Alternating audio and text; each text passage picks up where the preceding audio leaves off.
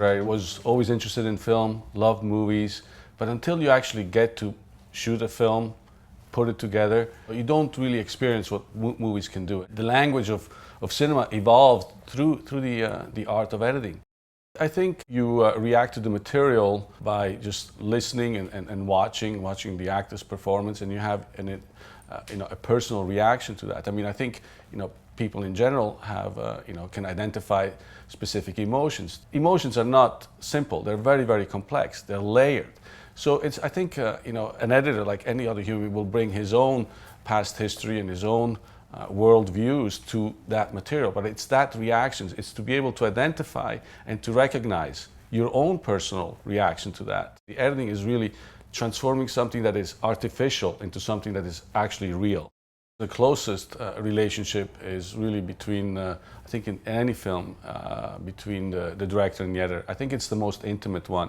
And as an editor, you come on very early on in the process. I mean, usually a few weeks before they start shooting, but you take this picture all the way through the end. So I think the relationship with the director is almost like a marriage.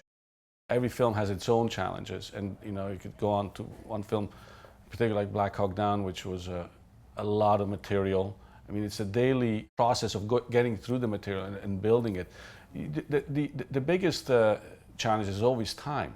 I mean, you're always fighting time. Not only as an editor do you deal with time as a rhythm, as part of building a story, which is all based on time, but it's the time constraint you have. And people say, well, how long does it take to cut a film? Well, it takes me 9 to 12 months. And you say, why does it take so long? I mean, that's like ridiculous. No, it does take that long, but it's not all editing. It's the whole process of putting a film together. It's like building a house, a big house. It's the time constraint of a film being released at a certain date. So there's always feel like there's never enough time.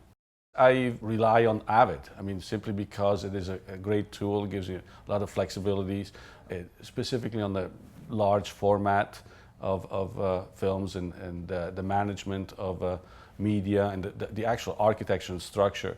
I have a very good system of how I organize my material, because it's a vast amount of it. And it's not only for me and my cutting room, but it's everybody else involved: visual effects editors, post-production houses, lab houses, marketing people for trailers and so forth. So how you can customize Avid is great.